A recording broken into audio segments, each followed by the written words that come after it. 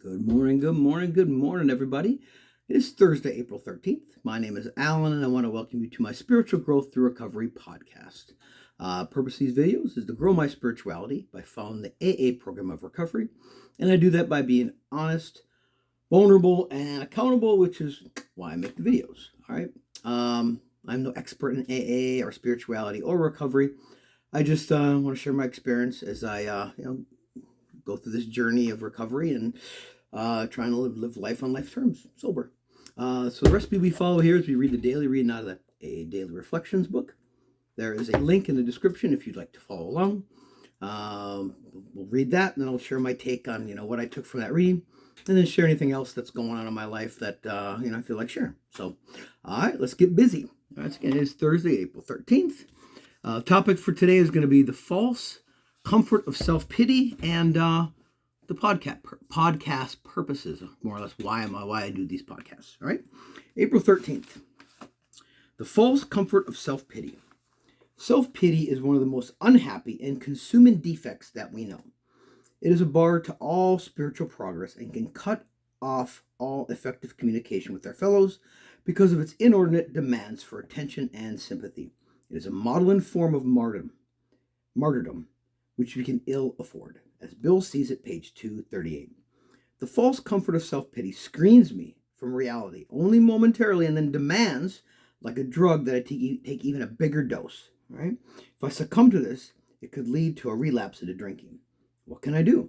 One certain antidote is to turn my attention, however slightly at first, towards others who are genuinely less fortunate than I, preferably other alcoholics. In the same degree that I actively demonstrate my empathy with them, I will lessen my own exaggerated suffering. All right, self-pity. This is one that I didn't really think I had much of impacted me, or one thing I engaged much in. But the more I think about it, this is definitely something that applies to me. So I guess, what did I kind of take from this? Self-pity is one of the most unhappy and consuming defects that we know. Looked up self-pity definition. Excessive, self-absorbed unhappiness over one's own troubles. Once again, self. Oh my God, look how bad my life is, although how bad this is and how this has impacted me. And like I said, I didn't think this was a big thing for me. Once again, I think either I'm blind to it or it's more subtle than I realized. It is a bar to all spiritual progress and can cut off all effective communication. So what are the negative consequences to self-pity, right? Ineffective communication. I either don't communicate or I communicate in kind of off ways, unhealthy ways. And the inordinate demands for attention and sympathy. I need, make me feel better, or look how bad my life is. It's just sick. And I've realized that I've been that way this week. And I kind of took it out on my girlfriend, and I need to apologize for that, because I didn't realize I did that. And I read this, it's like, wow, that's where I've been all week. And then it's a maudlin form of martyrdom, which we can ill afford. What is maudlin? Maudlin means weakly and overly sentimental, over the top. Oh my God, look how bad it is. It's like, wow, it's almost like an acting job, right? And then martyrdom is a display of feigned or fake or exaggerated suffering to obtain sympathy or admiration. Wow. I feel bad, so the attention I need is look how bad I feel, look bad my life is.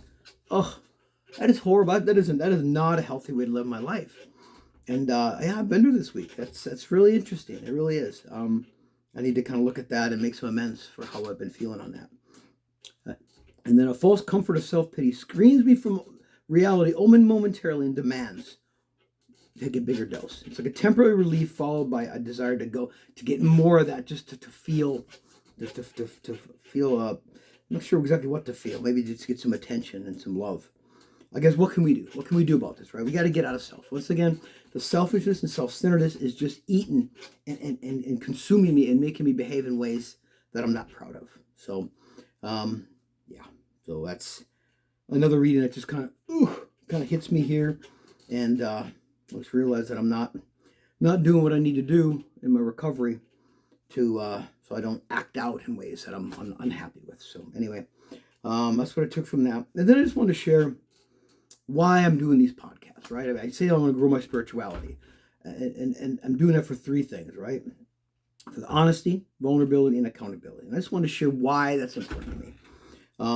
For the honesty part, I believe there's a reading coming up next week about self-honesty that will probably dig a little bit more into that. But it's important for me to see myself and my reality for the way it is, because of my whole life kind of living this lie that either by perception or by it's just how I want to spin it that way. And that's not how I want it to be, because I want genuine relationships, genuine love, compassion, and get out of myself and be of service to others. And if I'm not looking at my reality or looking at myself in that way, then I'm never going to achieve those things. So I have to be willing to look at myself and my reality in an honest way.